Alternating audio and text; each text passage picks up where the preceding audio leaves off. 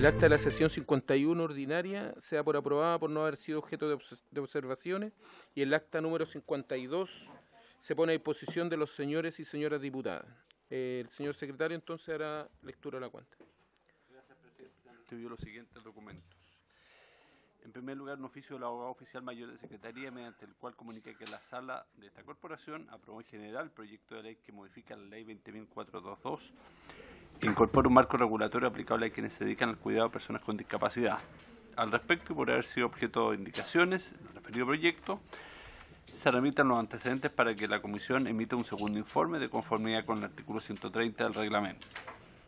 En segundo lugar, se han recibido las siguientes solicitudes de audiencia para exponer en relación con el proyecto de ley que crea un estatuto integral contra la violencia en niños, niñas y adolescentes, del coordinador del área legislativa de la Corporación Comunidad y Justicia, señor Vicente Argús, y de la presidenta y vocera del movimiento Con mis hijos no te metas, señora Ingrid Bon.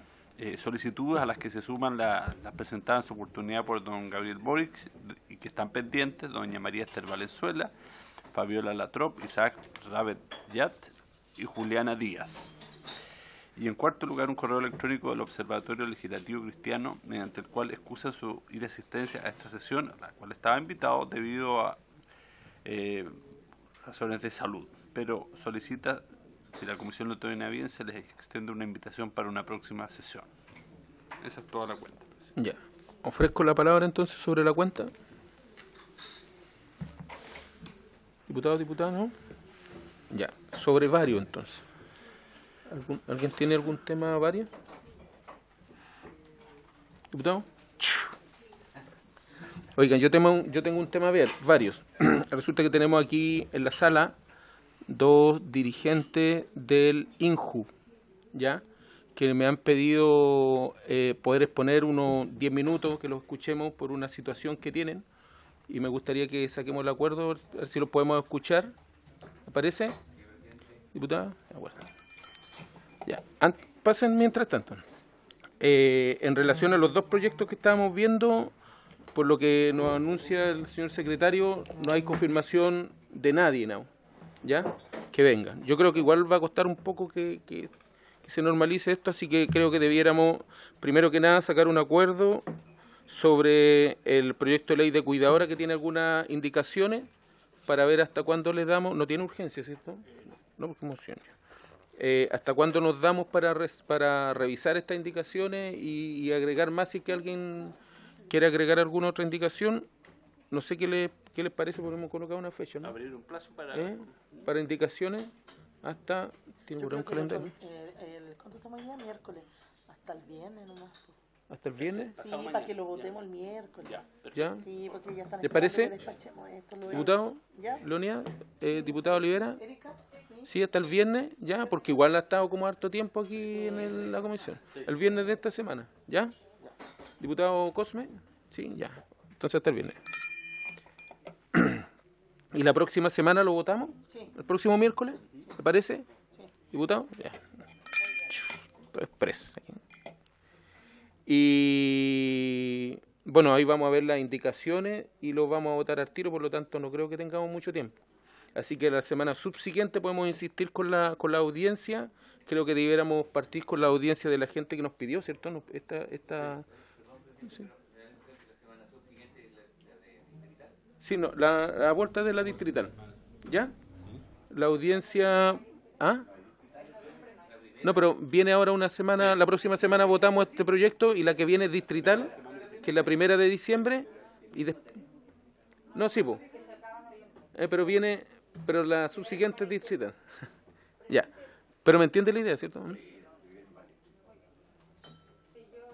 Quiero hacerle una pregunta, porque ya estoy súper de acuerdo con el proyecto que vamos a ver la próxima semana, pero teníamos dos, ¿cierto?, en tabla, que son los que están viniendo las personas a exponer. Y entonces vamos a citar nuevamente, o sea, vamos a invitar nuevamente a las personas que se solicitó o las que quieren venir. Vamos a poner una fecha para comenzar a ver estos proyectos. Eso. O sea, veámoslo aquí. Y aprovecho de decirle que de todas maneras nosotros junto a la diputada Marzán estamos trabajando algunas indicaciones porque coincidimos en algunos de los artículos. Entonces la vamos a presentar seguramente también la próxima semana. Propongo lo siguiente. Hasta el momento solamente se ha excusado una organización y quedan 2 que nos pidieron audiencia, ¿cierto? Respecto al proyecto de protección integral, no, hay varias. Está la señora María Esther Valenzuela, doña Fabiola Latrop, Isaac Rabetyat y Juliana Díaz, todos ellas propuestas por don Gabriel Boric, y además están del Observatorio Legislativo Cristiano y de la Corporación Con Familia. ¿Cuántos son en total? 6. ¿Son 6? Dígame. Yo me refiero... y dos más del punto 2, o sea, 8. Yo me refiero al boletín 127597, que es el otro proyecto que modifica el Código Procesal Penal de la violencia intrafamiliar. Sí, protección patrimonial. Ese. De ese tenemos 2 invitados. 2 personas. No, creo que no hay organizaciones pendientes porque se excusó el abogado Gustavo Balmaceda, que propuso usted, diputada. Se le invitó en 2 oportunidades, ni siquiera contestó. No sé si hay propuestas de nuevos invitados respecto a ese proyecto porque la Secretaría creo que no tiene más. No hay más. Se escuchó, al ministro Larraín y a don Francisco Maldonado. Sí. Ya, presidente, y la próxima semana entonces podríamos abrir una sugerencia de invitados para este proyecto. Ya. Y lo otro es que para abrir también, para ampliar el tiempo de presentación de indicaciones. ¿Ya? Sí, me parece. ¿Ya? ¿Estamos? ¿Diputado? Ya. Ya. Estando listo eso, entonces, le damos la palabra a Melba Castro y que se presenten ahí ustedes mismos, ¿ya? Tiene la palabra señorita Melba. Gracias, diputado. Ahí se presentan ustedes. Bueno, mi nombre es Melba Castro, yo soy presidenta de la Asociación Nacional de Funcionarios del Instituto Nacional de la Juventud. Primero iniciar agradeciéndole darnos este espacio en la Comisión de Desarrollo Social. Para nosotros es sumamente importante poder comentarles la situación que nos encontramos dentro del Instituto Nacional de la Juventud. Hace unos días, no sé si algunos de ustedes también lo habrá visto, se filtró un documento donde se habla de la posibilidad de una propuesta de cierre del Instituto Nacional de la Juventud. Un cierre que tiene aristas administrativas, pero después termina con un cierre legislativo, ¿ya? Para nosotros, nosotros desarrollamos igual unos comunicados que se los podemos entregar para que los conozcan los diputados y diputadas de la comisión. Pero quisiera más comenzar partiendo con que en la historia dentro de nuestro país, entre los años 73 y 76, tuvimos un Servicio Nacional de la Juventud, ¿ya? Un servicio nacional que finalmente fue cerrado en dictadura, y en el año 91 recién se crea el Instituto Nacional de la Juventud porque efectivamente era un rango etario que estaba fuera de la palestra de la política pública, y por lo tanto este servicio ya lleva 28 años de funcionamiento, y donde finalmente el Instituto Nacional de la Juventud hoy debe ser el encargado de generar y colaborar en políticas públicas juveniles, de programas y planes y de proyectos que diseñen la política de la juventud. Y hoy en día nos vemos con un servicio que efectivamente se encuentra en una situación de bastante precariedad, donde tenemos un presupuesto que solo tiene el 1,3% en relación al presupuesto de todo el Ministerio de Desarrollo Social, donde tenemos que abordar jóvenes entre 15 y 29 años y que son más de 4 millones de jóvenes. Por lo tanto, este servicio no ha tenido la capacidad de poder abordar las demandas juveniles. Y hoy en día, con este estallido social, tiene mucho más sentido aún que nosotros podamos fortalecer y robustecer nuestro servicio y que genere, evidentemente, las políticas públicas juveniles y las demandas juveniles.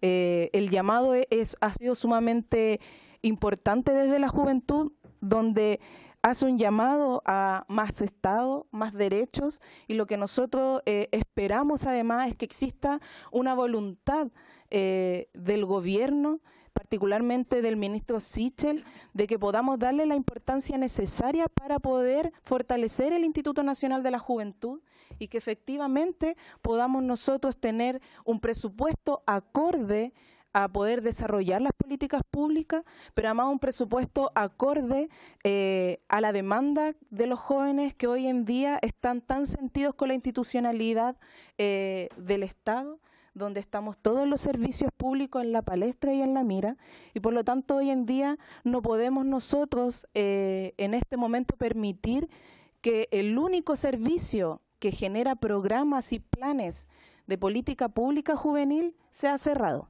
¿ya? Este documento, el día de hoy, el director nacional del INJU, Mirko Salfate, reconoció de que él lo había redactado junto con la subdirectora, ¿ya? A pesar de que nos envió un comunicado el día lunes diciendo que era un documento incompleto, que no tenían mayor conocimiento de esta filtración, pero finalmente el día de hoy reconoce que ese documento es tal, que fue una propuesta presentada al Ministerio de Desarrollo Social, pero dentro de varias propuestas más de las cuales hasta el día de hoy no tenemos conocimiento de cuáles serían, ¿ya?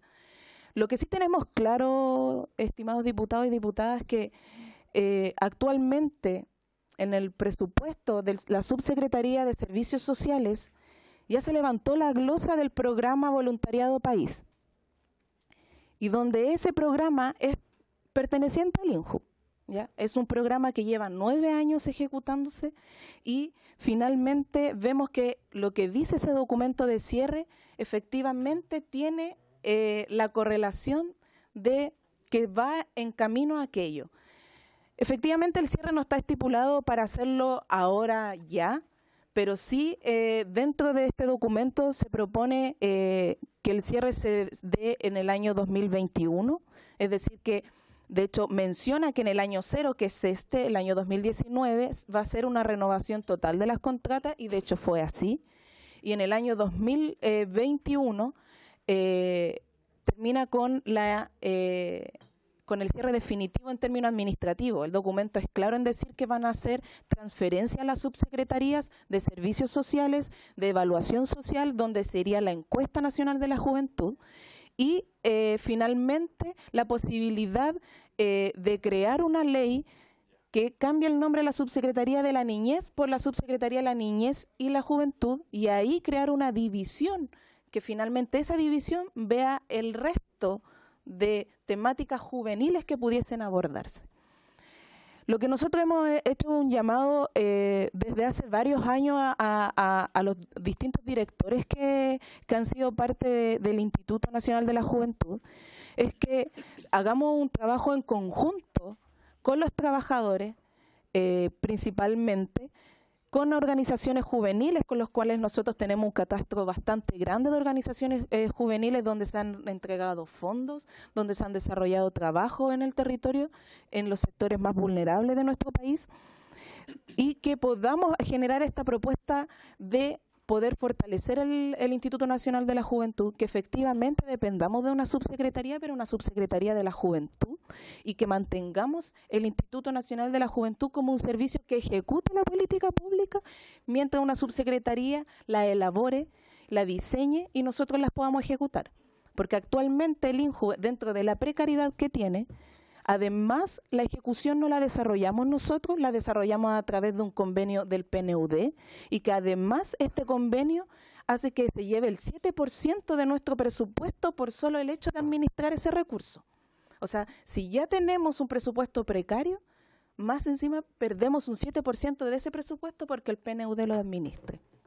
Entonces, estimados diputados y diputadas, para nosotros no es una situación aislada.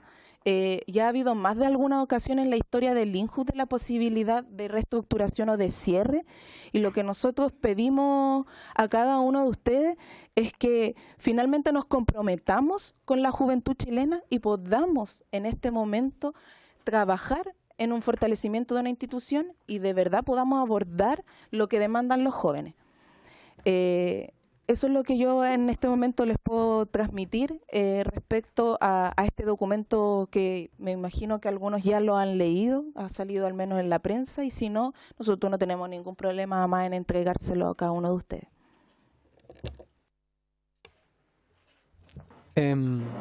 Hola, diputados y diputadas. Mi nombre es Felipe Esvir. Yo soy vicepresidente de la Federación Nacional de Servicios Relacionados al Ministerio de Desarrollo Social. Represento a FOSIS, al INJUB, a CONADI, a CENAMA y CENADIS. Y además soy funcionario del INJUB, ¿ya?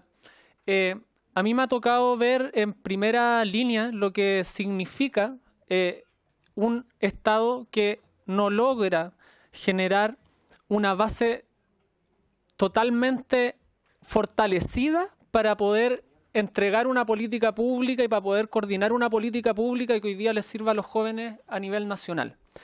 Hoy día vemos un servicio que está completamente precarizado y no solamente desde el desarrollo de su política pública y de la oferta que puede entregar a los jóvenes a nivel nacional, sino que también desde aspectos físicos que son básicos para que los trabajadores y trabajadoras se puedan desarrollar de buena manera.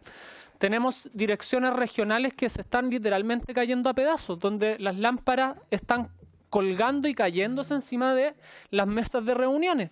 Es en esos espacios donde hoy día estamos recibiendo también a los jóvenes y con ellos queremos construir en espacios que hoy día se están cayendo a pedazos.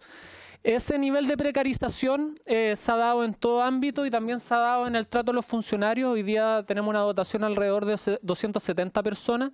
De esas 270 personas hay 130 alrededor que no se ven en la glosa. Y ustedes lo pueden discutir sobre el presupuesto y no se van a dar cuenta que están esas 130 personas porque están bajo esta subcontratación vía convenio con el PNUD y se paga con programas, con dinero que debiese ir a programas y no se visibiliza la cantidad de funcionarios.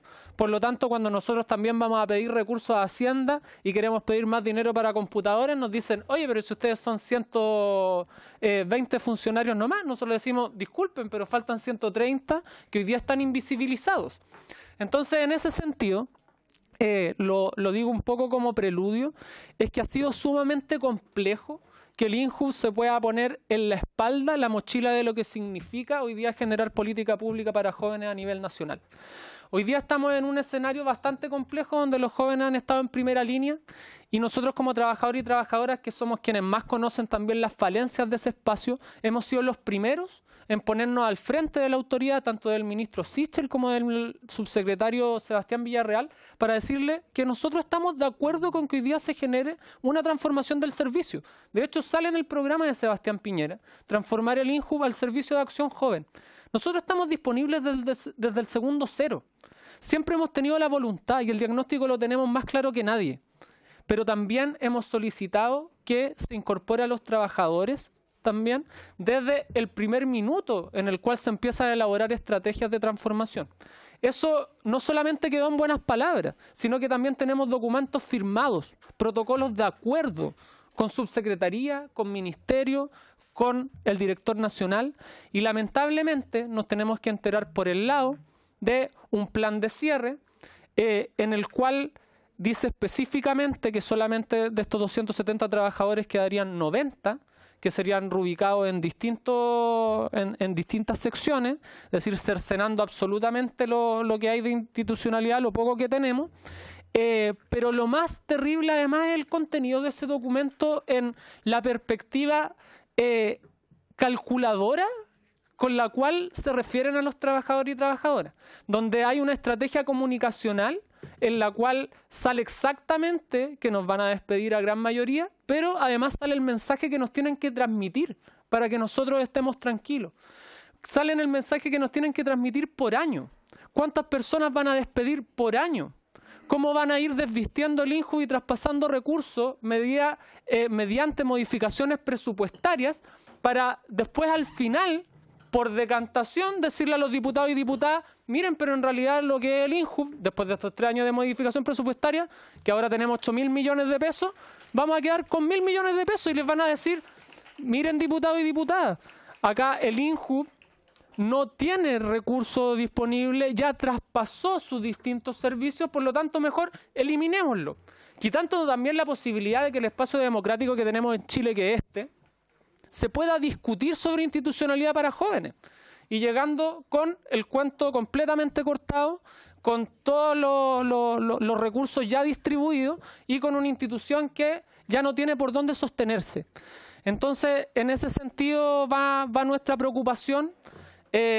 Hacemos un llamado a todos los diputados y diputadas que puedan, que son también de esta comisión, que de desarrollo social, que puedan poner en la mira en especial en este mes que hemos estado viviendo, lo necesario y lo primordial que es que pongamos a los jóvenes primero, y eso tiene que ser trabajado con todos y todas. Tiene que ser con la voz de los trabajadores, tiene que ser con la voz de las organizaciones juveniles, tiene que ser también con el espacio democrático en el cual se toman las decisiones que en el Congreso.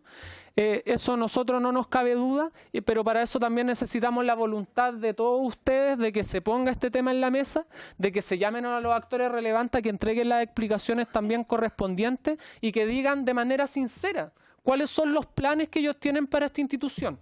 Porque nos dicen que no tienen planes de cierre, pero lo que nosotros vemos es un informe de 40 páginas muy bien elaborado respecto a lo que tienen que hacer paso a paso y cómo nos tienen que mentir en la cara a cada uno de nosotros para que no se genere ruido respecto a esta temática y finalmente terminen cerrando una institución que, pese a todas las falencias que tiene, es la única institución en el servicio público que vela por los derechos de los jóvenes a nivel nacional. Muchas gracias.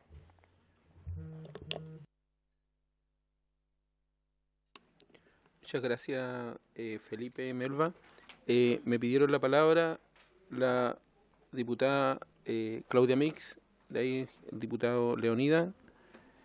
¿Alguien más? ¿Diputada? ¿No?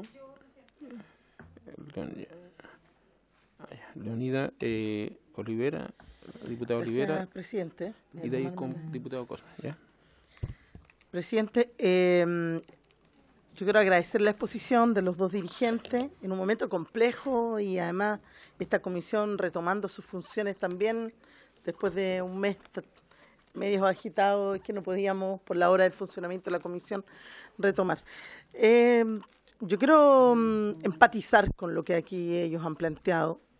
Claramente hoy día la juventud nos ha dado una lección más allá de las críticas que tengan algunos respecto de grupos más chicos que se vinculan directamente con temas de violencia, pero yo creo que nos abrieron los ojos, hicieron que reaccionaran sus familias, sus padres, sus abuelos, empujaron además adelante una demanda social que involucró a millones de chilenos y no es por nada. O sea, hoy día los jóvenes que nos muestran el camino a seguir, que están exigiendo participar del plebiscito, que están pidiendo ser parte de la decisión si vamos a querer o no una nueva constitución, que quieren ser incluso participantes de la posible asamblea constituyente. Yo creo que es una juventud que demanda participación, una juventud que demanda una política pública pensada en ello y que podemos coincidir que efectivamente la INJUV no funciona como todos quisiéramos que funcionara, pero hay una respuesta concreta. O sea, estamos hablando que tiene un presupuesto de verdad que no sé cómo todavía se sostiene, que no afecta nada, porque yo leí los documentos de la prensa y uno de los argumentos que daba el ministro era que estaban recortando presupuesto por todos los servicios a propósito de la crisis. Y la verdad que el presupuesto que tiene hoy día INJUV no va a solucionar el problema al país y sobre todo porque hay un informe del Banco Central y lo analizábamos el otro día incluso con algunas diputadas de Karin, de RN, que el informe del Banco Central, que está ya ahí disponible para todos quienes lo quieran pedir, nos dice que todo el gasto, el costo de lo que significó esta crisis no va a superar un cuarto de lo que hubiese significado un terremoto en nuestro país. Es decir, nos vamos a parar rápidamente de esta crisis, por tanto no va a haber excusa, ¿no?, para recortar programas. Al contrario, existe la posibilidad que frente a ese escenario económico, con mayor razón el gobierno se comprometa a una agenda que dé solución y que dé respuesta a lo que está hoy día en la calle exigiendo la ciudadanía. Por tanto, yo creo que es muy necesario. Yo lo vi en la Comisión Investigadora de VIH, que el presupuesto que ocupaba la INJUV en temas de prevención era del Ministerio de Salud. No contaban con sus propios, ni siquiera los preservativos que entregaban eran propios. Es decir, efectivamente, hacen lo que pueden hacer con los recursos que tienen. Pero yo tengo una buena valoración porque es necesaria tener un espacio propio para la juventud, entender entender la esencia, las problemáticas. Quizás podríamos mejorarlo. Yo creo que hay que salir a fortalecerlo, a robustecerlo, poner temas de deporte, de vida sana, poner temas de educación cívica. Necesitamos jóvenes más formados, que desde ahí se genere mucho más temas de formación de jóvenes que sean capaces de debatir, etcétera, etcétera. ¿Cómo lo incorporamos a la vida política del país? Por tanto, cerrar esa puerta, minimizarla a un programa dentro de una subsecretaría, me parece que es un error garrafal.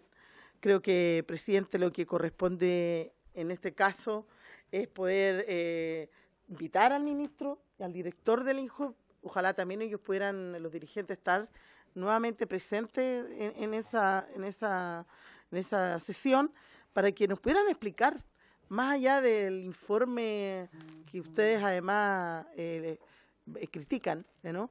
Que puedan explicarnos acá cuáles fueron los fundamentos de esta decisión. ¿Por qué no, si tú tienes un equipo que tú sientes que le falta preparación, no la capacitaste? ¿Por qué si tú sientes que tu equipo no da el ancho, no lo mejoras, no lo robusteces? A mí me gustaría saber si ustedes tienen una propuesta o una contrapropuesta desde la experiencia que tienen ya más bien afinada y que a lo mejor viniera a mejorar el servicio y que nosotros como comisión pudiéramos servir también de puente ahí para, creo yo, fortalecer la INJUV en vez de cerrarla. Eso, presidente.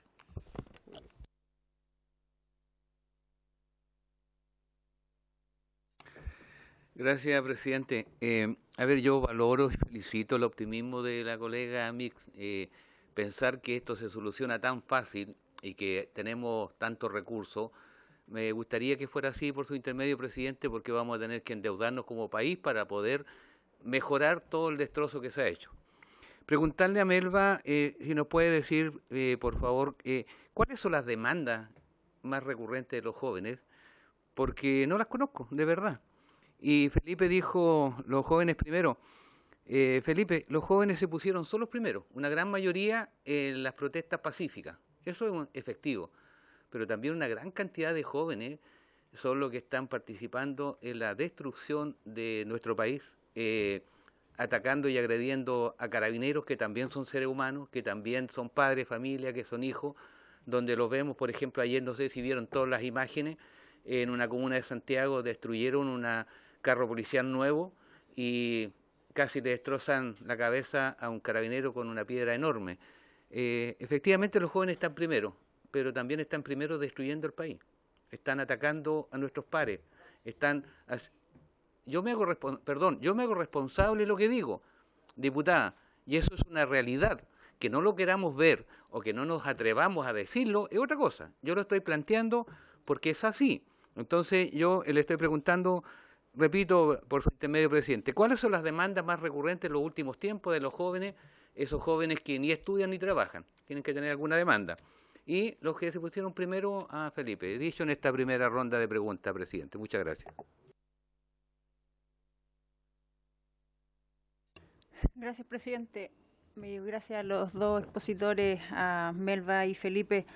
Presidente, yo quisiera primero que esta comisión envíe un oficio al Ministerio de Desarrollo Social, al ministro, precisamente para hacer la consulta de cuál es la situación actual del Instituto Nacional de la Juventud.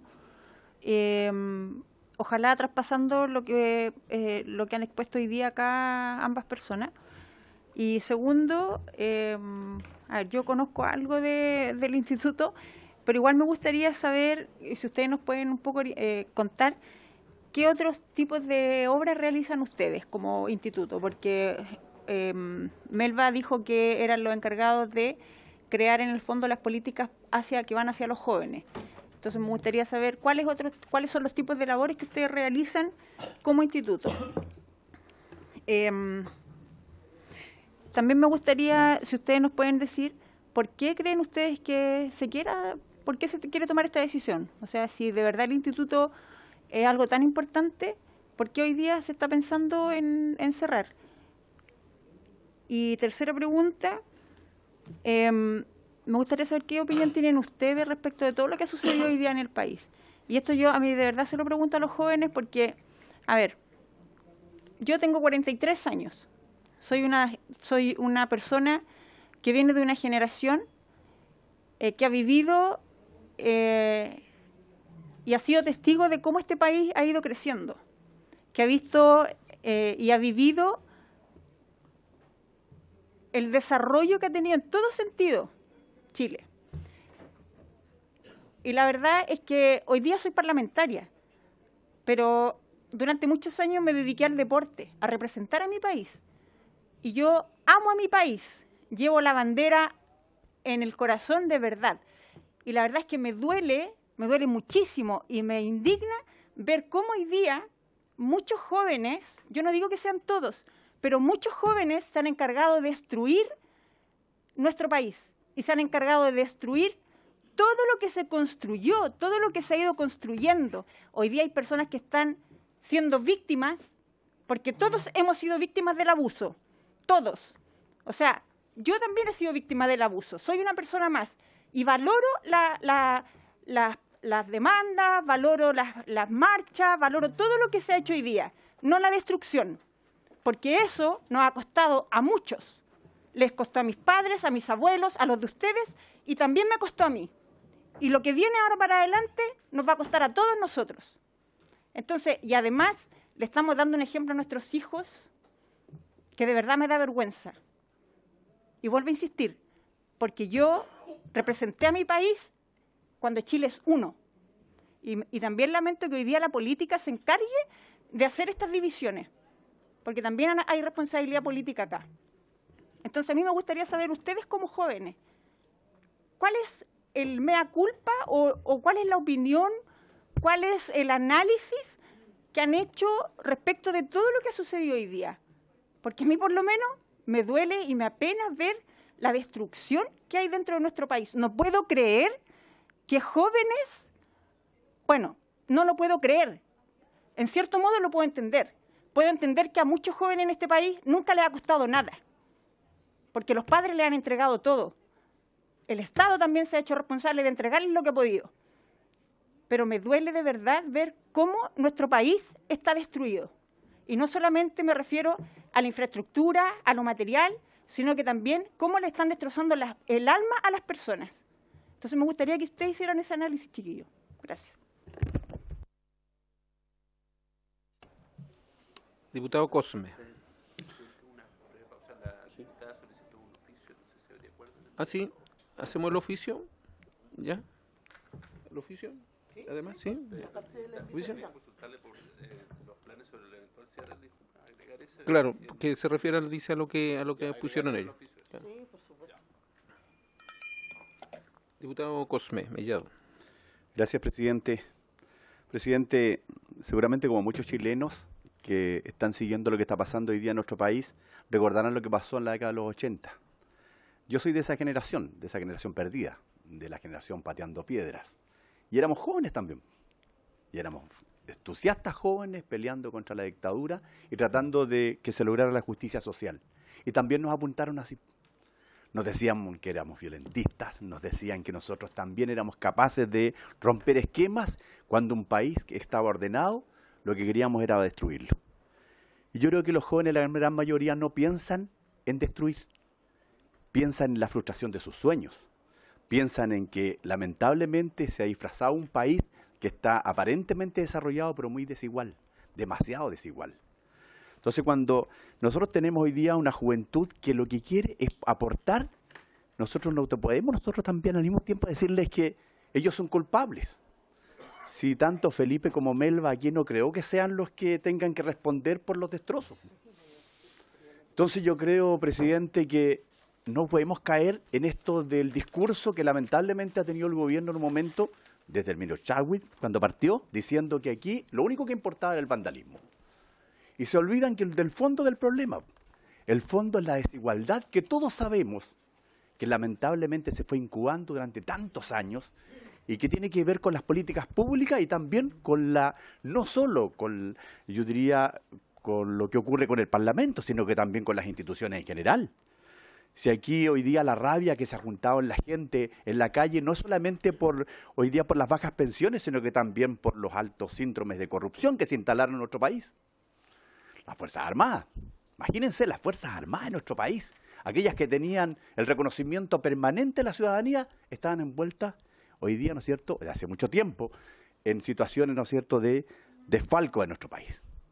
Entonces, cuando nosotros tenemos hoy día una juventud que lo que quiere es aportar, y que a través de un instituto que nació justamente para darle protagonismo a los otros jóvenes, le estamos diciendo de que lamentablemente tal vez ellos sean los únicos responsables de lo que está pasando, cuando en realidad nosotros deberíamos ver cómo los acogemos y cómo los involucramos. Yo creo, presidente, que fue urgente invitar al ministro. Me sumo a la solicitud, invitar al ministro Sichel aquí. Porque si bien es cierto, él nos habla de una clase media protegida y que deja fuera a los jóvenes, me parece que eso no corresponde, y creo que es fundamental también saber, yo me gustaría si Melba o Felipe nos puede aportar antecedentes de cuántos son los funcionarios que hay por región, cómo funcionan y cómo operan, dónde funcionan, en qué instalaciones tienen, para ver de qué forma también vemos como una política pública que vaya en beneficio de nuestros jóvenes, que los estamos invitando a participar, que queremos que estén también involucrados en los próximos procesos políticos, también sientan que es fundamental que ellos tengan una mirada también desde el Instituto Nacional de la Juventud a aportar para la educación cívica en nuestro país. Es fundamental que nosotros también involucremos bien a nuestra juventud. He dicho, presidente, gracias. Muy bien, diputada Mix. Gracias, presidenta. Yo quiero reforzar la idea de lo que acaba de plantear el diputado Mellado. Los dos jóvenes y dirigentes que tenemos aquí sentados no son responsables de lo que está pasando en la calle. De hecho, son funcionarios públicos, profesionales, que lo que quieren es seguir trabajando para que efectivamente eso que a varios incomoda y molesta, no vaya sucediendo menos, porque además esos jóvenes fueron niños. Entonces, cuando nosotros decimos que los vamos a acompañar en la niñez y queremos mejorar el sistema del Sename y queremos ponerle prioridad, pero cuando son jóvenes los abandonamos, no hay ninguna coherencia en el discurso. El Estado se tiene que hacer cargo de ellos desde el principio hasta el final si efectivamente queremos ciudadanos incorporados en la vida política y ciudadana de nuestro país. O sea, el trabajo que hacen ellos también tiene un foco. No es cualquier joven el que se acerca a buscar apoyo, no es cualquier joven el que mira en el INJUV una alternativa de aprender, de recoger herramientas, etcétera. Entonces, yo creo que primero no nos podemos hacer responsables a ellos de lo que está pasando afuera. Segundo, creo que la coherencia de la responsabilidad del Estado respecto a una política pública que acompañe, así como lo dice el diputado Mellado, estamos pensando en una clase media, que también hay jóvenes ahí que están endeudados, que tienen un problema de salud mental gravísimo porque logran llegar a la universidad, los convencemos, los fomentamos el mérito, todo lo demás, y llega un momento de endeudamiento que entonces no nos hacemos cargo. No, yo creo que hay que hacerse cargo de los jóvenes porque es la etapa siguiente de la niñez y para enfrentar una vida adulta con responsabilidad, con estabilidad emocional, laboral, económica, tienen que tener la herramienta en el camino. Entonces, cerrarnos a la posibilidad de mejorar el servicio, porque eso es lo que ellos están pidiendo. Son trabajadores, son aliados nuestros en empujar adelante proyectos que se han aprobado en este Parlamento para poder acompañar a los jóvenes de nuestro país. Entonces yo creo primero sacarlos del foco. Ellos no son los responsables, no son dirigentes estudiantiles, no son de organizaciones políticas, son dirigentes sindicales de una asociación de funcionarios de un servicio público que están preocupados por el futuro de esos funcionarios, pero también de la política pública en relación a los jóvenes. ¿Quién se va a hacer cargo? Si hoy día se ve que es precaria en términos de la capacidad que tienen, ¿cómo va a ser después que va a quedar supeditada una subsecretaría donde va a primar o va a tener que compartir el poco presupuesto con otros programas? Así que para que pongamos el foco en lo que corresponde y reforzar la idea de la presencia del ministro presidente. Gracias. Leonida, de ahí yo, para que me toque. Presidente, yo parece que soy el más... quiero partir diciendo que yo no escuché en ningún momento a Erika o a mí responsabilizar a Melba o a Felipe de lo que está ocurriendo. Nunca. Parece que soy el más viejo en esta sala. Yo viví en la Unidad Popular, yo viví en el gobierno militar, pero jamás en esa época, en ninguna de las dos, se destruyó el país como se ha hecho en estos 30 días. Nunca. También aclarémoslo, por favor. Aquí, repito, ninguno de los dos hemos responsabilizado, pero ellos están representando a los jóvenes y por eso tenemos que hacerle la pregunta a ellos hoy día, mañana al ministro, de lo que está ocurriendo, si tienen alguna explicación lógica, que no creo que exista. ¿Ya? Pero quiero aclarar eso, presidente. Gracias. Muy bien, diputado. Mire, primero, yo también entiendo de que ellos son jóvenes y pueden tener una opinión en relación a lo que pasa desde una mirada de los jóvenes, pero no representan a los jóvenes, yo creo, porque ellos vienen representando a un servicio público. A eso yo creo que es... ¿Ah? No, que trabaja con jóvenes. Por eso, claro, por eso que creo que es importante diferenciar o tal vez decir de que hay diferentes formas de enfrentar la situación hacia los jóvenes. Y algunos tal vez dicen tiene que ser con mano dura y otros, por ejemplo, que yo creo que los que vienen a exponer ellos es a través de políticas públicas. Y a través de políticas públicas tratar de salvar tal vez a los jóvenes o tratar de cooperar en alguna forma, porque si se hace con violencia pasa esto. Yo le dije a mi asesor que me fuera a buscar este recorte porque lo vi, delante lo teníamos en la oficina. Si se hace con violencia pasa esto, por ejemplo. 5 jóvenes muertos a bala. Entonces yo creo de que la forma de enfrentarlo tiene que ser a través de políticas públicas. Y por eso que creo que es importante de que desde los mismos trabajadores exista la preocupación de que ese servicio, en vez de debilitarlo, hay que fortalecerlo. Por lo tanto, a mí me preocupa porque yo también salió en los medios, salió ese documento que hablan ellos, porque es una especie de plan de cómo desmantelar un servicio. Y por eso me preocupa, porque yo creo que a ustedes también más, porque si encuentran de que hay dificultades por esos jóvenes que destruyen, entonces tenemos que enfrentarlo. ¿Y cómo lo enfrentamos? ¿Lo vamos a enfrentar con violencia para que traiga más violencia? ¿O lo vamos a enfrentar con programas que lo incluya y que trate de mejorar sus vidas en el fondo, si es que tienen algún problema social? Entonces, y ese plan... que yo les voy a pedir que nos manden a la comisión, habla paso a paso de lo que van a traer en ahorro, pero también de las posibles dificultades. Por ejemplo, el plan ese da cuenta de que van a tener una dificultad política por demostrar un poco interés por los jóvenes, y lo dice en el texto. Dice, vamos a tener problemas con los diputados, dice en el texto. Y con la NEF vamos a tener problemas y vamos a tener toda esta dificultad, y dice cómo lo tienen que enfrentar desde el punto de vista comunicacional, como decían ellos, y le vamos a decir primero le vamos a decir a los trabajadores que estamos haciendo un reordenamiento, después vamos a salir con este mensaje, después con este mensaje, hasta que al final, como exponían, van a terminar con un instituto tan debilitado que van a decir, oye, pero si ya no existe casi nada del instituto, así que lo que queda ahora es hacer una ley, porque dice ahí, hay que hacerlo por ley, eliminar ese instituto y crear una nueva ley para cambiarle el nombre a la Subsecretaría de la Niñez y Juventud, que además de preocuparse ahora de la niñez, todos sabemos lo que pasa con la niñez, el Sename y todas esas cosas, de todos los recursos y políticas necesarias para poder atender a esos niños, y además crear dentro de eso un servicio chiquitito, más chiquitito de lo que existe ahora, para los jóvenes.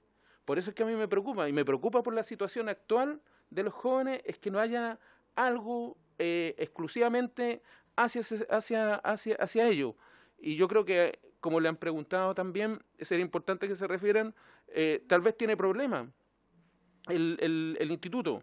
Claro, que con este presupuesto de 1,3, que sale ahí en ese documento también, el presupuesto que tienen dentro del ministerio, claro, 1,3% dentro del Ministerio de Desarrollo Social es para ese instituto. Por lo tanto, yo cuando lo leí, la verdad es que me sorprendió, porque yo creo que la señal tiene que ser al contrario, y por eso es que cuando lo leí y ellos me hablaron de que querían dar a conocer el problema, yo dije al tiro que sí, porque mi interés no es que se debilite, sino que se fortalezca. Y ese yo creo que tiene que ser la señal para afuera, para justamente enfrentar los problemas que hay con la juventud, que son muchos, que son de desigualdad, como lo hemos dicho, todos hemos reconocido en los últimos días, en las últimas semanas, de que en Chile hay problemas de desigualdad. Yo se lo he escuchado a todos decir. Por lo tanto, esa desigualdad no solamente afecta a los trabajadores, sino que afecta a los niños, a los adultos mayores, a los jóvenes. Por eso es que cuando el presidente dice, no, la prioridad ahora es una agenda social, y esa agenda social lo involucra a todos, yo creo. Y dentro de eso tienen que ser los jóvenes. Por lo tanto,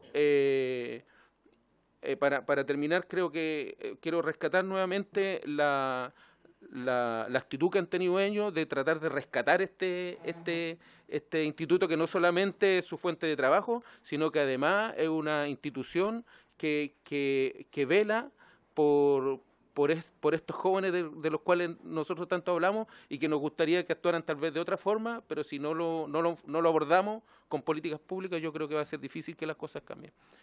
Tienen la palabra para responder las preguntas. Gracias, diputado.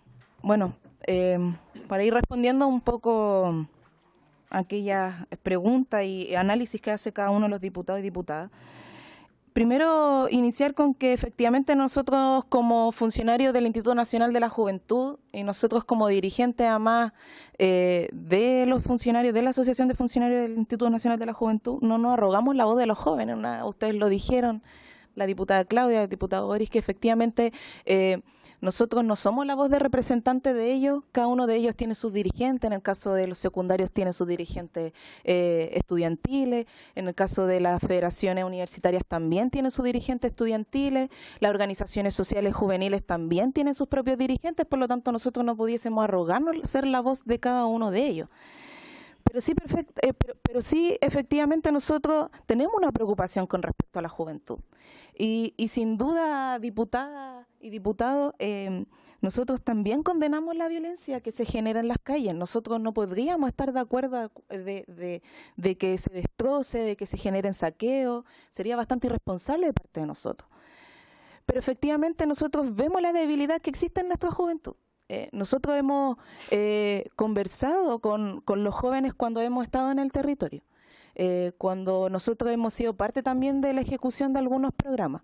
Hace unos años atrás yo era parte de la coordinación de uno de los programas del Instituto Nacional de la Juventud, donde teníamos estas conversaciones y por lo tanto no hace harto sentido cuáles debiesen ser el rol que debemos cumplir nosotros como servicio público que debiese velar por políticas públicas juveniles. Pero para seguir contestando, estimado diputado, no recuerdo bien todas las preguntas que me le hicieron, las anoté solamente, pero ojalá nosotros pudiésemos de verdad elaborar políticas públicas juveniles, como lo mandata la ley. La ley dice que nosotros debiésemos colaborar en la elaboración de políticas públicas juveniles con el Ejecutivo. Lamentablemente eso no se lleva a la práctica en nuestro servicio. A nosotros nunca nos han considerado como servicio en la elaboración de una política pública juvenil. Solamente nos hemos encargado, a propósito de la precariedad de nuestro presupuesto, de solamente ejecutar iniciativas sociales y programas sociales. Ese ha sido nuestro rol. Y con eso, como bien lo dijo la diputada Claudia, hemos hecho lo humanamente posible para poder llegar a nuestra juventud y aún así no llegamos ni a 1/3 de los 4 millones de jóvenes. Cuando hablamos además de profesionalizar aún más a los trabajadores del Instituto Nacional de la Juventud, yo les quiero hacer una pregunta a cada uno de ustedes. ¿Ustedes creen que con 12 millones que tiene el INJU para capacitación para 300 funcionarios nosotros pudiésemos de verdad profesionalizar aún más a nuestros funcionarios y estén acorde a la política pública juvenil o de la elaboración de este? Yo creo que no.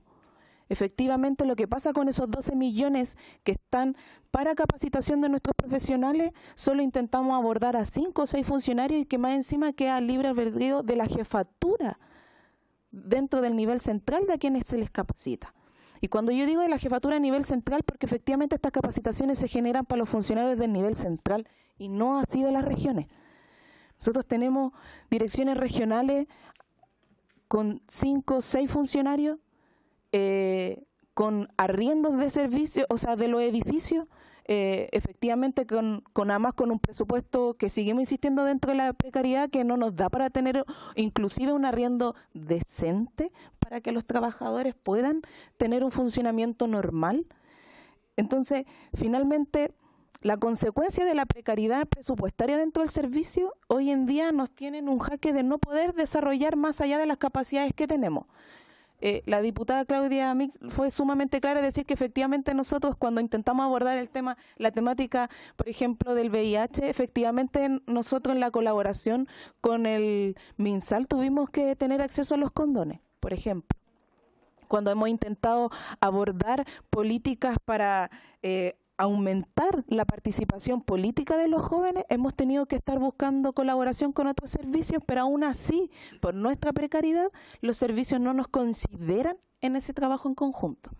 Tenemos una encuesta nacional de la juventud, que ya ahora va a sacar la 9ª encuesta, donde han sacado, a propósito de lo que nos preguntaba el diputado, de cuáles son las demandas, en esta encuesta han sido sumamente claras de cuáles son las demandas de la juventud. Hasta la 8ª encuesta llamaban a mayor igualdad, llamaban a tener un acceso a vivienda, llamaban a un acceso a un trabajo.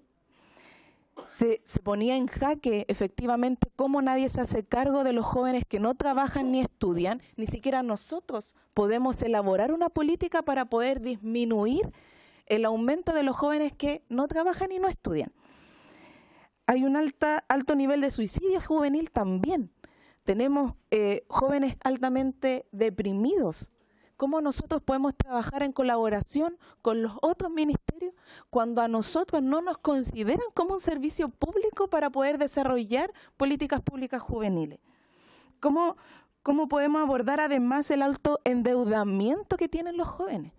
Es decir, más encima, tenemos estudiantes que entran a la universidad y el primer año se les están ofreciendo tarjetas de crédito, sabiendo que no tienen ingresos. O sea, ya no endeudamos para estudiar, porque nosotros estamos endeudados por haber estudiado, entre el CAE y el Fondo Solidario. Ya tenemos una deuda para estudiar y además el sistema nos sigue endeudando con otro ofrecimiento y los jóvenes que además de los sectores más vulnerables que entran a la universidad y le ofrecen una tarjeta de crédito, lo toman, evidentemente. Y hoy en día están endeudados. ¿Ya? Muchos de ellos en DICOM y no saben cómo salir de eso. Y efectivamente, ante el endeudamiento tenemos los suicidios juveniles también.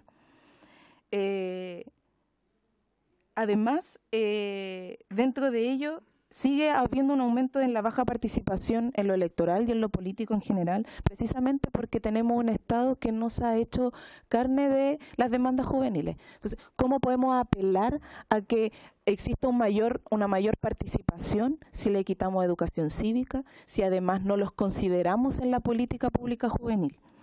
Entonces, diputados y diputadas, ¿qué es lo que nosotros pedimos? Y seguir insistiendo en ello es en el fortalecimiento, en el que exista una voluntad del gobierno para aumentar el presupuesto.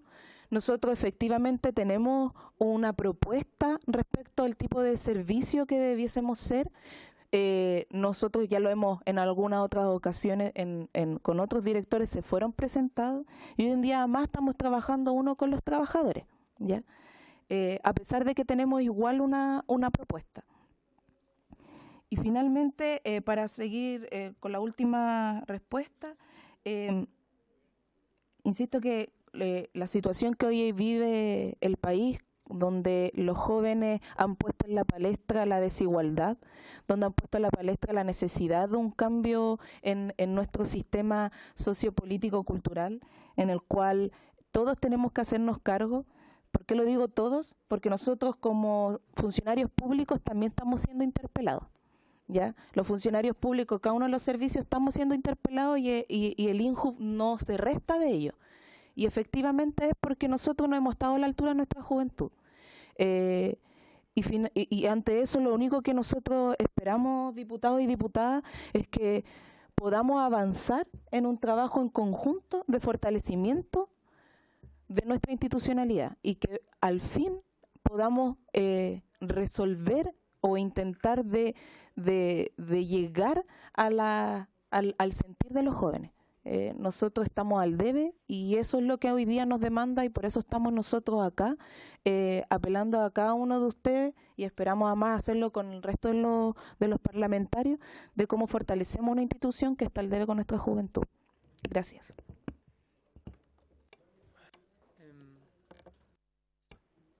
Ahí sí. Para complementar algunos elementos que menciona Melba, hoy día nosotros creemos que el INJUV debe ser un espacio en el cual también los jóvenes puedan determinar cuáles son las prioridades respecto al foco que debiese tener la institución y dónde están sus propias falencias, que ellos las puedan exponer para nosotros también ir creando programas que vayan en línea de poder resolver algunas de las problemáticas juveniles a nivel nacional. Diputado, usted preguntaba, por ejemplo, sobre los NINI. Los jóvenes no trabajan y no estudian porque no quieren o porque son flojos, sino porque tienen condiciones estructurales que los mantienen marginados de poder integrarse a la sociedad de manera plena. De hecho, de los NINI, más del 70% son mujeres jóvenes, muchas de ellas madres, y que no trabajan ni estudian porque tienen que cuidar a su hijo en la casa, o porque cumplen algún rol también cuidando a la mamá o a la abuela. Entonces, en ese sentido hay que ser bastante claro y no menospreciar el valor que hay atrás de la juventud, que hoy día lo estamos desaprovechando. Hoy día, al no tener una institucionalidad potente que sea capaz de poder canalizar esa energía que se desbordó, también nos ha llevado a llegar a este punto de crisis social que hemos tenido a nivel nacional. Porque no hemos sido capaces de poder construir los canales por los cuales los jóvenes pueden levantar sus inquietudes, no hemos sido capaces de poder resolver los problemas con los cuales se les tienen marginados de poder integrarse a la sociedad de manera plena, no hemos sido capaces de poder desarrollar una política que sea eficaz y eficiente en torno a tapar todas las brechas que hoy día hay en materia de juventud a nivel nacional. En ese sentido, nosotros somos sumamente autocríticos de lo que es el INJUV. De hecho, fuimos los primeros en poner el tema sobre la mesa también, porque creemos necesariamente de que el INJUV no tiene que ser la última prioridad del Estado. No tienen que ser los jóvenes el pelo de la cola. Los jóvenes son el presente y el futuro de nuestro país y tenemos que darle la cabida necesaria dentro de la institucionalidad nacional para que se puedan desarrollar de manera plena. En ese sentido, creo que, y un poco respondiendo también a la pregunta que se decía, hoy día las condiciones en las cuales podemos fomentar ese desarrollo en las regiones es miserable, es absolutamente miserable. Hay algunas direcciones regionales, incluso la misma dirección regional metropolitana, en la cual se hizo una evaluación respecto a las condiciones del edificio y la evaluación es, por favor, los trabajadores salgan del edificio porque se caen en cualquier momento. Entonces, bajo esas condiciones de precariedad, y eso que hablamos de la dirección metropolitana, porque acá en Santiago todos sabemos que está lo mejor del servicio público se aloja en la capital, en las regiones todo es peor. Entonces, en ese sentido, la deuda que tenemos es gigante. Se nos acusa además en el mismo informe de que existe como alta politización adentro del servicio. Nosotros también como asociación de funcionarios pusimos en la mesa ese tema y por eso también empujamos para que el servicio se convirtiera en un servicio de alta dirección pública para que todo se concurse, para que no se convierta en el botín de guerra de una juventud política y se anuncie con el dedo quién va a ser el director nacional del instituto, sino que tenga competencias técnicas y tenga además un perfil de cargo y que cumpla en base a ese perfil de cargo. Y hoy día, igual que a las jefaturas también asociadas dentro de la misma dirección. Entonces a nosotros nos preocupa además que una dirección escogida bajo alta dirección pública utilice recursos públicos para desarrollar planes de cierre, cuando hoy día el servicio civil a lo que lo mandata es a fortalecer la institucionalidad juvenil. Entonces va totalmente en contra de los aspectos también técnicos y legales para los cuales está posicionado hoy día esa dirección. Entonces esas críticas nosotros claramente nos hacemos cargo y las compartimos muchas de ellas, pero tenemos claro que la solución no es cerrar la institución, es fortalecerla y al calor también de lo que ha sido estas demandas sociales, poder generar una institucionalidad tal vez más flexible, en la cual los jóvenes también se sientan llanos a poder participar y acercarse. Y no solamente nosotros imponer una institucionalidad en la cual los jóvenes tienen que participar sí o sí, porque a nosotros se nos ocurrió desde la política o desde la institución pública, sino que poder integrar de manera real. Y para cerrar, y no puedo dejar de pasar este punto, y en eso le quiero responder también, diputado y diputada, la destrucción más grave que nosotros hemos visto, y lo digo también como dirigente sindical y no como opinión personal, porque también ha sido tema de asamblea, la destrucción más tremenda que hemos visto ha sido la destrucción hacia los jóvenes de sus derechos humanos, de sus globos oculares, donde ya han perdido más de 300, y de las vidas de jóvenes que también hemos perdido en este mes. Esa es la destrucción real que nosotros vemos y que nos daña profundamente como institución, y por eso también solidarizamos absolutamente con los jóvenes y las jóvenes a nivel nacional. Eso, diputado. Gracias. Entonces está la propuesta de invitar al ministro. Yo creo que es necesario, diputado, ¿de acuerdo? Ya. ¿Ah? Me gustaría a mí que fuera para la próxima semana, porque ya llegó una persona que va a exponer, que es una persona menos de la próxima semana, ¿no? No, la próxima semana van a votar, presidente, el proyecto, la indicación de la cuidadora, el proyecto de cuidadora. Ah, verdad. Entonces, quiero proponerle otra cosa. Ojalá que podamos sacar ese acuerdo. Me gustaría poder sesionar en el INJU, como estaban hablando de la precariedad del local, el día lunes. ¿Me parece el lunes, no sé, a la hora que puedan, en el INJU? Presidente, yo encantado, pero este lunes, como no estaba en el programa, tengo ocupado de las 9 de la mañana, tengo 2 comisiones investigadoras, por lo tanto me dificulta el próximo lunes. ¿Y el martes? ¿Y el martes en la tarde? ¿A qué hora? A la hora que ustedes digan. ¿Tengo comisiones el día martes de 3 a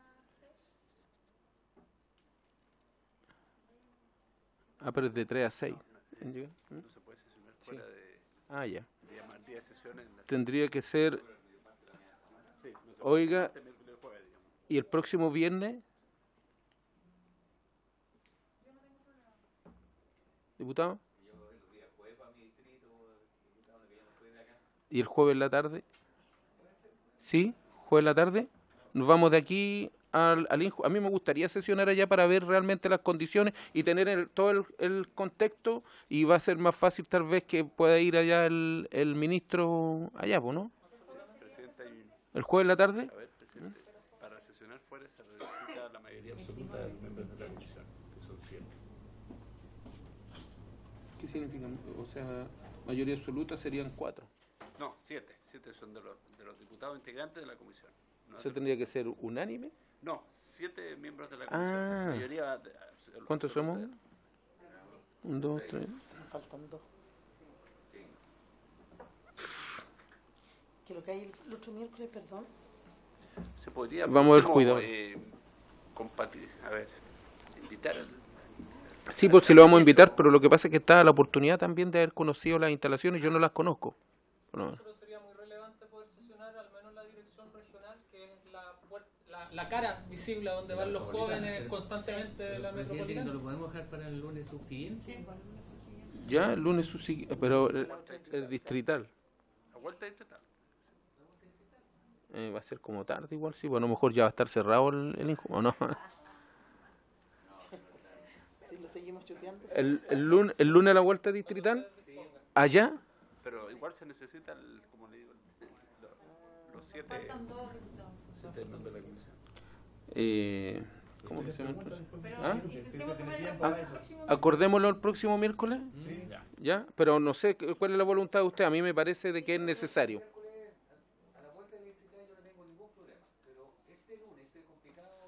Digo que tengo ocupado de las 9 hasta las 7 de la Sí, tarde. el lunes a la vuelta a la distrital. ¿Ya? ¿Sí? ¿Diputada?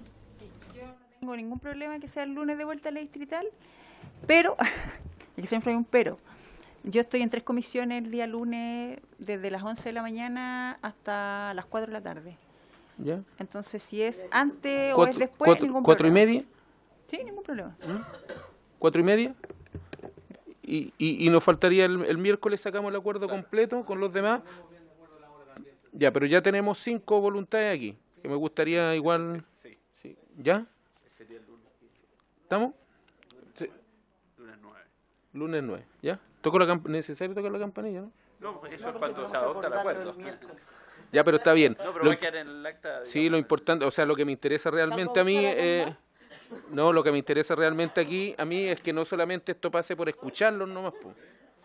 sino que, o sea, realmente tomemos el guante y hagamos lo que más podamos. Y lo que más podamos, yo creo que parte por sesionar allá, dando, de acuerdo a lo que dieron cuenta ellos de las condiciones que están trabajando y todo eso. ¿Ya?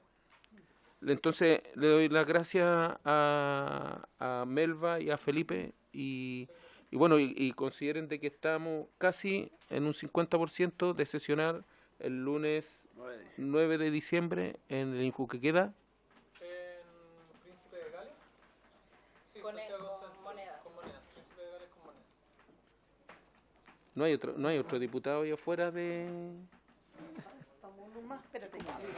para sacar un acuerdo. Para sacar un acuerdo. Como a 2 cuadras de la moneda. Está entre San Martín y Amunati. No ubicaba esa calle Príncipe de Gales. Príncipe Hay de otra en la radio. 84. Príncipe de Gales 84.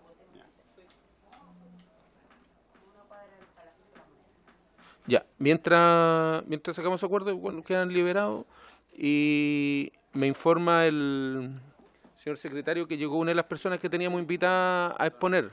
Silenciosamente, sí. ¿Ah? Silenciosamente. Muchas gracias.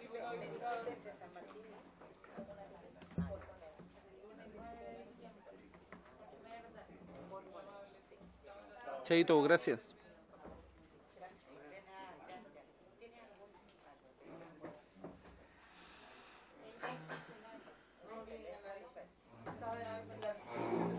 Sí, no importa. Gracias a usted. Esteban Barahona. Ya. Esteban Barahona. Ya. ¿Y de qué organizaciones? Sí. Sí, yo le pido disculpas a la persona que viene a exponer, me tengo que retirar, así que voy a seguirlo sí por línea. Ya. ¿De qué organización me dijo que era? Con familia. Con Una sola. Ah. Y viene a exponer sobre el proyecto de ley de El Estatuto Integral contra la Violencia en Niños, Niñas y Adolescentes. ¿Cómo está, señora? Ya. Tiene la palabra entonces don Esteban. Tiene que apretar el botoncito que está aquí abajo, mire. Aquí, mire acá. Ahí está. Ya. Bueno, nosotros somos una organización que se dedica a poder hacer seguimiento de diferentes proyectos de ley que tienen que ver con las temáticas de la vida y la familia.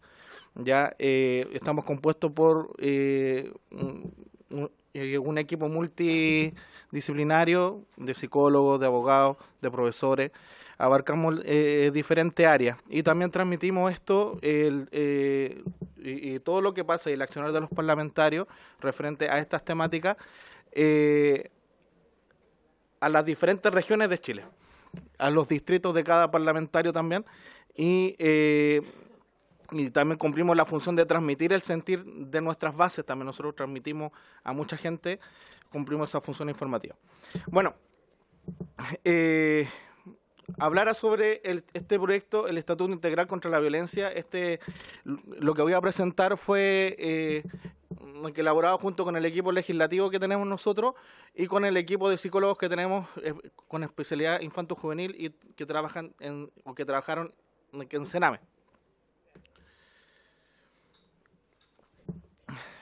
Quisiera partir primero por las cifras, ya que este mismo trabajo, este mismo proyecto de ley parte con un marco teórico, que son las estadísticas que pone. Y yo quisiera puntualizar porque estas estadísticas que estoy colocando acá son las más actuales. La UNICEF, el año 2015, el 71% de los niños dice que recibe algún tipo de agresión, pero no especifica que viene directamente de los padres, sí de algún adulto, ¿ya? Que es la salvedad que hace, la interpretación que hacen en el mensaje del proyecto de ley, que lo interpreta que son de los padres. Pero las estadísticas que hace el UNICEF dice que estos niños han recibido algún tipo de agresión de algún adulto. El 53,8% es víctima de algún tipo de violencia y un 25,9% de violencia física grave.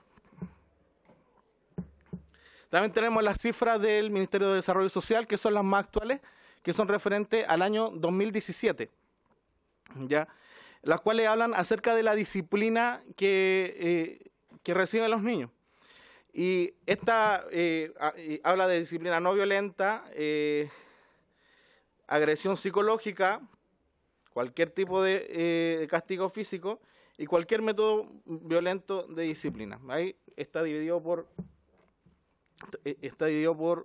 hombre y mujer. No hay una diferencia entre los géneros, una diferencia significativa, ¿ya? Pero sí muestra que la agresión psicológica y el método de disciplina violento, sí los niños reconocen que es alta, porque esta encuesta fue sobre menores de edad. Pero también no es alusiva a los padres, sino sobre algún adulto que puede ser padres, pueden ser los hermanos mayores, puede ser cualquier otra persona o algún cuidador. Ya, también quisiera comparar esta cifra, que es la cifra de satisfacción con la vida de los niños de 10 años y mayores, ¿ya? Y esta cifra se contrapone con la cifra de agresión, porque dice el índice de satisfacción con la vida para estudiantes, aquí la escala, que es del 1 al 7, es de 6,3. ¿Qué tan satisfechos están con su vida en general? Esto en Chile, de 6,5. ¿Y qué tan satisfechos están con el barrio en donde viven, en general, 5,9? ¿Qué tan satisfechos se encuentran consigo mismo? 6,3. ¿Qué tan satisfechos se encuentran con su experiencia en el colegio? 6,2. ¿Qué tan satisfechos se encuentran con sus amigos y amigas? 6,3. ¿Y qué tan satisfechos están con su vida familiar? 6,5. El 6,5 aquí es uno de los índices más altos. O sea, los niños están satisfechos con su vida familiar y también habla con su vida en general. De hecho, el que tiene el rango más bajo está hablando de qué tan satisfechos están con el barrio en donde vive, ya, el entorno social, que no alcanza ni el 6. Pasando a otra cifra, también aquí tenemos el índice de satisfacción. Ya aquí también se ocupa la escala del 1 al 7, donde del 1 al 3, si no me equivoco, sí, del 1 al 3,9, está el rango de baja satisfacción, que son las primeras barras.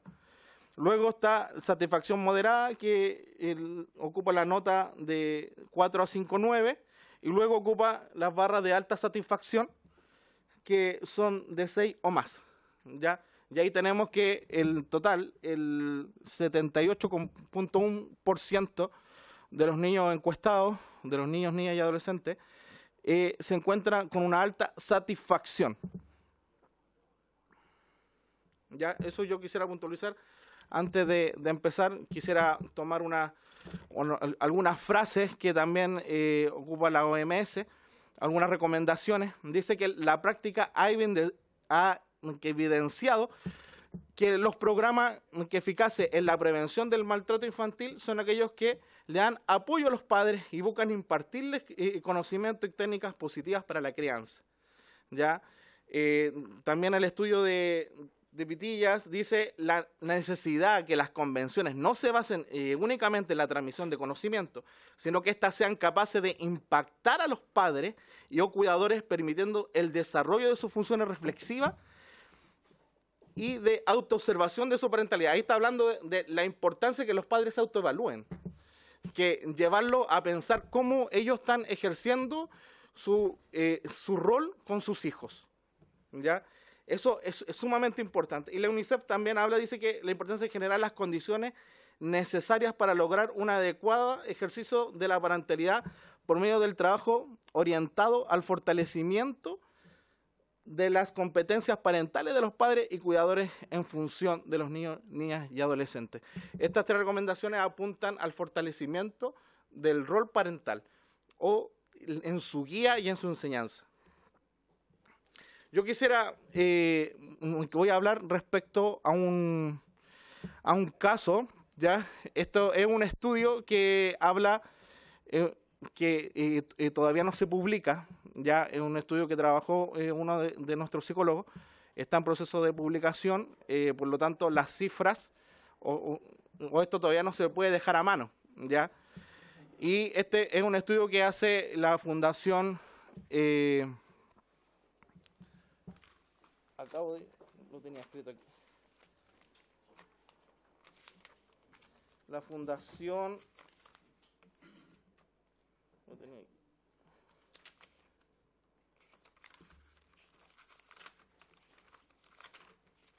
Se me olvidó el nombre de la Fundación CREAR. Fundación Aprender a Crecer, eso.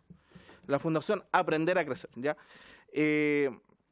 Y esta fundación hace un análisis estadístico en la región de Los Ríos y me llama la atención y voy a puntualizar un caso judicial, ¿ya? Vamos a hablar acerca de una familia X, se llama, le vamos a poner la sigla la familia X. Esta familia tenía un caso cultural particular, ya, mapuche, con una adecuación que los padres, el papá y la mamá, solamente tenían una enseñanza básica, ya, estaban en condición de ruralidad y también en condición de pobreza, ya. Estos padres tenían 2 hijos, en esa época tenían alrededor de 1 año y medio y el otro tenía 3 años. El mayor de 3 años y tuvo un accidente, ya, bajo su cultura, bajo su percepción. Para ellos es normal que los niños anden jugando desnudos o se paseen desnudos. Y el mayor tuvo un accidente, ya se rozó con unas espinas y se dañó la parte del trasero y los muslos con unos espinos. Bajo esto, los padres llevaron al menor al hospital a la posta, en los cuales constataron de que la madre había faltado, o los padres habían faltado a controles de niños sanos en el CEFAM. A los 2.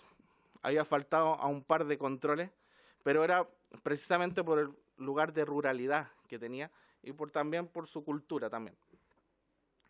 Al percatar esto, y al ver las lesiones que tenía el menor,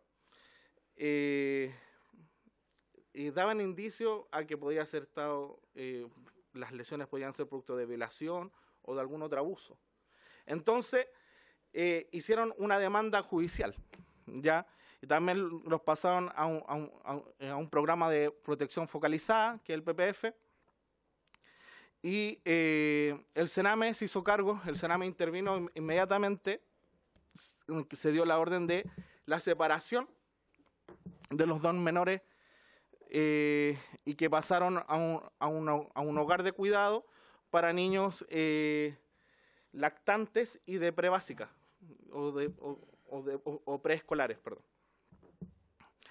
Se intervino que inmediatamente, no pensando en la cultura, no profundizando en la investigación en sí. El proceso de intervención, porque esta familia fue una intervenida, duró alrededor de 2 años. Ya la causal de ingreso fue por negligencia. Esa fue la causal de ingreso. Ya se empezó con un periodo de visitas domiciliarias, ya de trabajo que en realidad esas visitas que eran entrevistas, lo que se hace normalmente. Ya estas entrevistas con redes, empezaban a ver qué pasaba en el CEFAM, cuál el programa, el PPF que estaba haciendo, y empezaron a hacer una gran cantidad de trabajo que duró alrededor de 2 años. Los menores fueron trasladados a un hogar que estaba alrededor de 6 horas de distancia de la casa de los padres. Estaban en condición de pobreza. Dentro de estas entrevistas también salió a la luz que, según nuestros cánones, la casa tampoco estaba en las condiciones para que los niños pudieran vivir ahí, ¿ya? La madre, como en condición de pobreza, trabajaba juntando ramitas, en buen estado iba al bosque, juntaba ramitas y le iba a vender a una florería con la cual juntaba el dinero para poder trasladarse, ya que tenía que trasladarse alrededor de 3 veces por semana para poder estar en el proceso de orientación de los padres, porque entró en un proceso que le tenían que enseñar, tendrían que le guían, ¿ya? Entonces, no podía faltar a esta entrevista. En este proceso, la mujer vuelve a quedar embarazada, en este proceso de 2 años, y tiene a la bebé. Y vuelve a faltar un control de CEFAM. Y debido a eso, el CEFAM inmediatamente se pone la denuncia, inmediatamente le quitan el menor, ya son 3 ya, y pasa también a esta custodia. Hubo un gran problema porque quienes hacían los análisis psicológicos en ese momento dijeron que la mujer tenía una tendencia depresiva. Y eso produjo que la jueza abriera el juicio para que pudieran los menores declararse susceptibles de adoptabilidad. Y fueron declarados adoptables en todo este proceso. No sé si ustedes lo han visto, ya. A mí me toca trabajar con muchas familias, muchos niños. De hecho, trabajo yo en terreno con muchos niños en escasos recursos también. Se han visto los casos cuando le quitan a la madre los niños, quedan en un estado de depresión horrible. El análisis psicológico era totalmente, no sé si era obvio, que la mujer iba a estar en depresión porque sus hijos no estaban. Y debido a ese análisis, la jueza no puso a los niños para que sean adoptados. Gracias a Dios, hubo un periodo de cambio de juez, otro juez tomó el caso, se hizo otro análisis psicológico, se pidió la ayuda de esta fundación, a la cual había hecho referencia, y se metió en la cultura de ellos, tomó como referencia su cultura, su enseñanza, y la recomendación que ellos hacían era que tenían que ser reeducados, pero los niños tenían que volver a su familia de origen. Este juez revocó la sentencia de adoptabilidad y luego, después de un tiempo, alrededor de 3 meses después, volvieron a donde sus padres.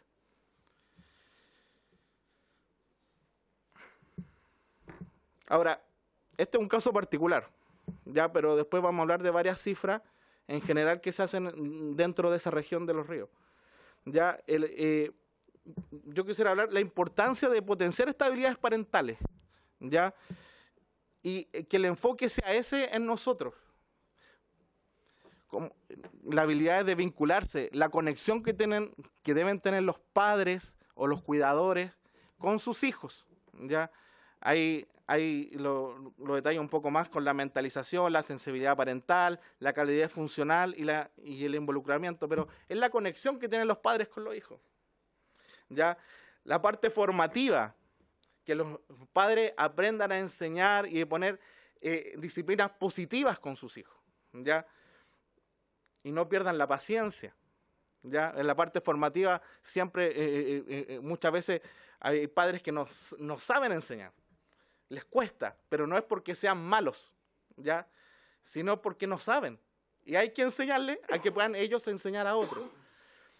La habilidad protectora, ¿ya? Que garantiza la seguridad del menor, ¿ya? El cuidado, su satisfacción y todo lo que ello comprende. Y la capacidad reflexiva, que es bastante importante, que el padre pueda autoevaluarse, pueda pensar, ¿estaré bien lo que estoy haciendo bien las cosas? Pueda pedir ayuda. Pueda tener estas habilidades, no se crean, sino que se potencian. Y es importante que se tengan esas políticas dentro de nosotros. Y si vamos a trabajar en un proyecto de ley, sea referente a esto. Aquí habla de un sustento teórico del trabajo que se hizo ahí, ya, que se ocuparon varios modelos. Ya no voy a entrar más allá, porque estamos hablando del proyecto de ley. Ya, la importancia de la intervención temprana que y deben tener estas familias, ¿ya? En vez de ingresar y separar a los menores inmediatamente, deberíamos entrar a educar a los padres. ¿Qué es lo que está pasando? ¿Ya? Porque para que no vuelvan a ocurrir estos casos como lo que pasó con esta familia mapuche. Aquí están los resultados de la región de los ríos, donde el 47% está en tratamiento por negligencia parental. Esto está hablando de la fundación, ¿ya? Esta fundación, el 44% está en tratamiento por negligencia parental. El 59% de los diagnosticados con un tipo de parentalidad parcial. 35% representa una situación preocupante por el niño y el 35% parcialmente preocupante. O sea, siguen siendo preocupados, unos más que otros, ¿ya? Pero yo quisiera ir más abajo en la lista porque el 44% está por negligencia, pero otro, el 17% por abandono, después ya por víctimas de vulneración, empezamos a hablar de violencia psicológica, maltrato físico, y las cifras empiezan a disminuir, pero la mitad de la gente que está en estos tratamientos es por negligencia, ¿ya? Es porque les faltan ser guiados. De hecho, la gente que ha sido guiada, estas familias que se han sometido a estos tratamientos, han tenido, por ejemplo, cuando hablamos de la angustia que tienen los padres, porque ha disminuido en un 100%. La interacción disfuncional, por ejemplo, que los padres no se entienden con sus hijos, disminuyó un 87%. Y los casos de niño difícil también disminuyó, o sea, el menor también se comporta mejor, en un 66%, cuando son sometidos a estos planes de trabajo. ¿Ya? Ahí tenemos la disminución, y la disminución en el riesgo también es claramente notoria, y el aumento de los cuidados parentales, o sea, de las habilidades parentales, que hablamos de o sea, la importancia de la vinculación, la protección, el área formativa y el área reflexiva, aumentaron considerablemente. Ahora, ¿por qué hacía esto?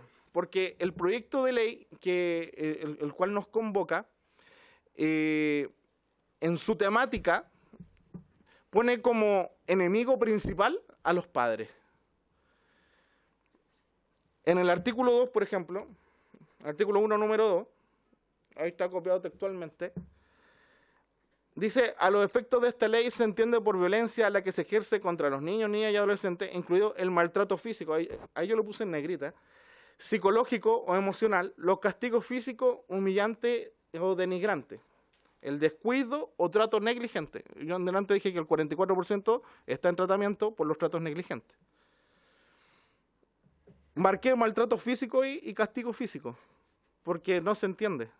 Nosotros todos entendemos lo que es un maltrato físico, pero cuando después habla de la diferencia de un castigo físico, es distinto. Un castigo físico puede ser parar al niño y dejarlo en pie contra la muralla o en algún lugar, o que no pueda salir de su pieza, como un castigo. Es un castigo físico. Ahora, si yo voy a penalizar eso, es muy ambigua la palabra, es muy abierta.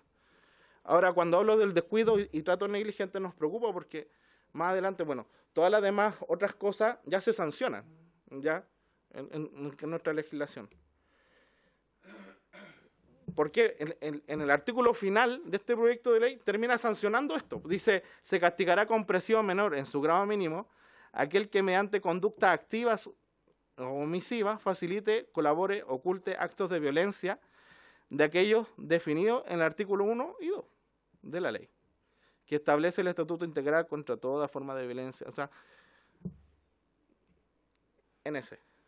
Entonces, si yo voy a penalizar con cárcel a aquellos que tengan un descuido o trato negligente, es una legislación bastante amplia. Y no vamos a solucionar el problema real que tenemos en las familias.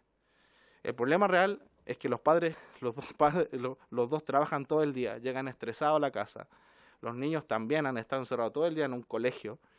Y obviamente que van a haber roces y van a haber problemas. Necesitamos mejor poner la mirada en entes que puedan enseñar a los padres a cómo comportarse, a cómo tratar su ira, a cómo tratar el estrés, porque muchas cosas son producto del estrés. Llega el padre a la casa, el niño se mandó la feroz embarrada, y el padre ha tenido un día pero terrible en el trabajo, no se lo despidieron, o problemas entre ellos, matrimoniales, explota. Es como la guinda sobre la torta. Entonces, no estamos justificando sus hechos, pero si queremos tratar el problema de fondo, hay que tratar con los padres y no ponerlos como enemigos, no simplemente separarlos, porque si no van a seguir ocurriendo casos como el de esta familia mapuche, ya que fue separado durante 2 años, tuvieron que estar lejos de sus padres, y sometimos a esta madre a un viaje de 6 horas, 3 veces a la semana, y con un dinero que no tenían que juntar especialmente para eso. Podríamos habernos ahorrado todo eso y haber solucionado de raíz el problema. ¿Ya? Quisiera también enfocar algún otro artículo, ya, hacer referencia, por ejemplo, el artículo 3, que también tiene que ver con esto, porque dice que uno de los fines de esta ley, porque es el subtítulo que tiene, el número 5 dice fortalecer la tutela judicial efectiva de los niños que sufren violencia. Entonces, apunta a separar inmediatamente a los niños de los padres. Vamos a destruir la familia. Sin familia no tenemos la generación siguiente. Entonces, yo creo que, nosotros creemos, después de este estudio, que este proyecto de ley está mal enfocado, en realidad. El artículo, ahora voy a hacer mención a otros artículos acerca de otros temas. El tema principal que nos convoca es el de los padres, el que más nos preocupa, ¿ya? Pero hay otros artículos también, por ejemplo, el artículo 4, el número 5, que dice respeto a la autonomía progresiva y al derecho de identidad de niños, en especial, dice, su identidad sexual. A nosotros como organización, ya hace poco se debatió una reforma constitucional sobre la autonomía progresiva y se nos tildó a varias organizaciones como que estábamos desinformando. Nosotros no estamos en contra de una autonomía progresiva de los menores. De hecho, nosotros sabemos que es biológico, ocurre, y los padres, sin que se legisle, lo hacen. O sea, van respetando, a medida que va aumentando la madurez del menor, los padres le van dando cierta libertad. El problema es que este artículo, el número 5 de este artículo, no menciona en ningún lugar a los padres. Aquí yo aquí cito la Convención de los Derechos del Niño, el artículo 5, que habla acerca de esta autonomía progresiva. Ya, porque siempre se cita que está consagrado en los derechos del niño. Sí, es verdad, pero aquí tiene ciertas normas. Ya dice, los estados partes respetarán las responsabilidades, los derechos y los deberes de los padres, o en su caso, de los miembros de la familia ampliada o de la comunidad, según establezca la costumbre local. Piense en que la familia mapuche, por ejemplo, la costumbre local de los tutores u otras personas encargadas legalmente del niño de impartirle en consonancia con la evolución de sus facultades, dirección y orientación apropiadas para que el niño ejerza los derechos reconocidos en la presente convención. Entonces ahí está hablando la evolución de sus facultades, obviamente, pero siempre en respeto con los padres y con la cultura. Ya no es autonomía progresiva a secas, que eso es lo que nosotros siempre hemos estado hablando con diferentes parlamentarios, no es autonomía progresiva nomás, ¿sí? Porque de hecho ya existe, ya se ocupa en los tribunales de familia en muchos casos. Pero cuando yo legislo este tema, ojalá fuese lo más completo posible y no solamente una frase nomás. El artículo 16, número 3, el inciso 3, dice que, porque este proyecto de ley habla de establecer varios tipos de protocolos, dice el protocolo deberá considerar especialmente, y ahí lo marqué con negrita porque me llamó la atención, el respeto del autorreconocimiento de la identidad sexual y o de género en los niños y niñas y el respeto a la expresión de la orientación sexual de los ámbitos de su vida. Este es el inciso 3, pero el inciso 1, a ver, que no lo copié ahí.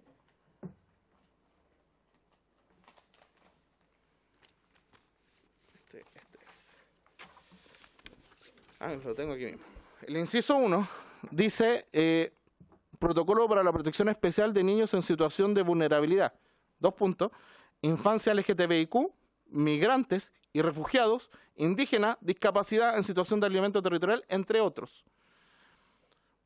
Me llama la atención que aquí se nombran a los migrantes, a los indígenas y a las personas con discapacidad, pero yo hago una condición especial, como que los pongo por sobre a los demás en este redactado. Porque pongo considerar especialmente. O sea, ¿qué es de especial una persona que tiene una orientación sexual distinta a una persona con discapacidad? ¿Por qué yo la tengo que poner en mayor grado? Eso nosotros no lo entendemos. Entonces, además que un tema que está zanjado en la ley actual de identidad de género, que habla que el mayor de 14 años puede acceder a este y de hecho consagra este derecho al cambio en su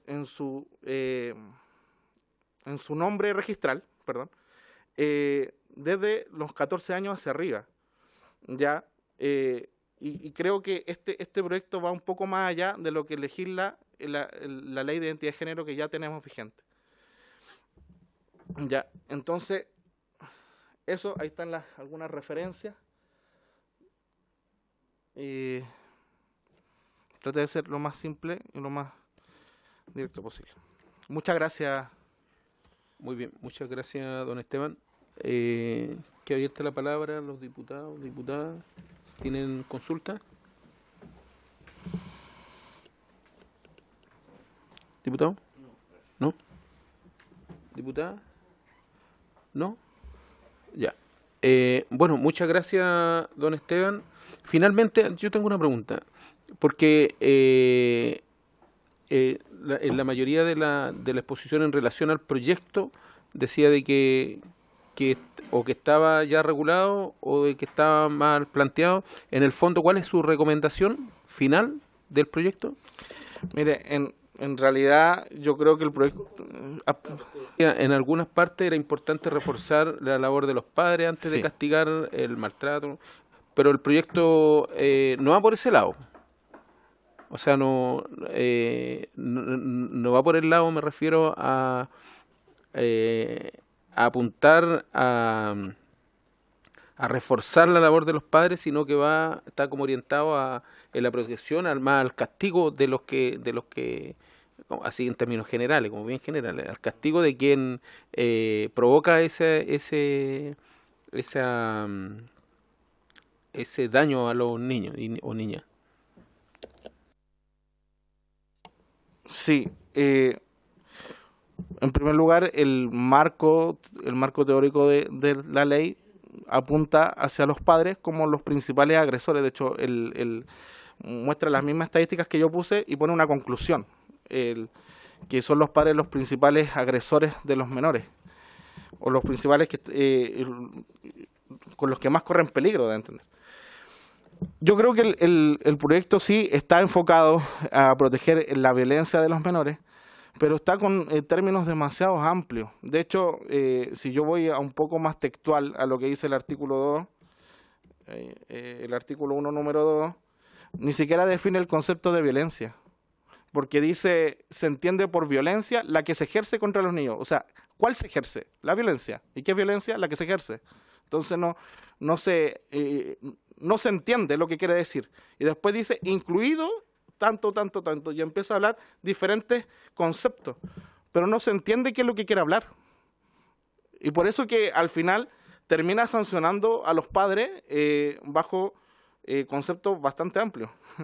Entonces, yo creo que hay que cambiar la redacción porque el artículo 1 es la base de todo el proyecto, porque de ahí prende todos los protocolos y todas las cosas que habla. Este artículo hay que modificarlo completo. En primer lugar, hablar a qué se refiere y tratar de potenciar lo que ya existe, porque pareciera de que, por ejemplo, los abusos sexuales no están condenados en nuestro país. Y eso sí está condenado. O sea, hay varias cosas que ya están condenadas, pero es como una redundancia a veces los conceptos que le agrega. ¿Ya? Pero eso, yo creo que cambiarle la base al proyecto, en realidad.